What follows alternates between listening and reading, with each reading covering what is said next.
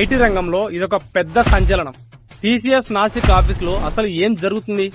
ఏకంగా 9 మంది ఎంప్లాయీస్ మీద ఎఫ్ఐఆర్ అయితే బుక్ చేశారు. According to the news reports, అక్కడ పనిచేసే ఫిమేల్ ఎంప్లాయీస్ మీద సెక్సువల్ హరాస్మెంట్ అయితే జరుగుతుంది.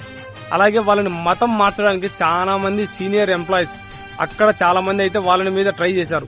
సో అక్కడ పనిచేసే ఫిమేల్ ఎంప్లాయీస్ హెచ్ఆర్ కి కంప్లైంట్ చేయగా ఇదంతా ఇక్కడ కామన్ అని చెప్పేసి హెచ్ఆర్ కొట్టిపడేసింది. ఆ హెచ్ఆర్ పేరు వచ్చేసి నిదా ఖాన్. సో అలాగే ఏం జరుగుతుందంటే ఇది ఇప్పటి నుంచి కాదు, 2022వ సంవత్సరం నుంచి జరుగుతుంది. దాదాపు 4 years అయింది.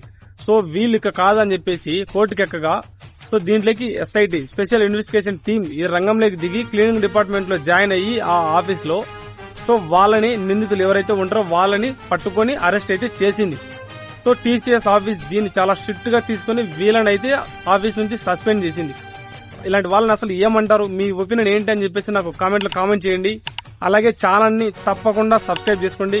ఇలాంటి ఫ్యాక్ట్స్ తప్పకుండా డైలీ మన ఛానల్లో అయితే వస్తూ ఉంటాయి. మీరైతే సబ్స్క్రైబ్ చేసి వీడియోని అయితే లైక్ చేయండి. Thank you guys.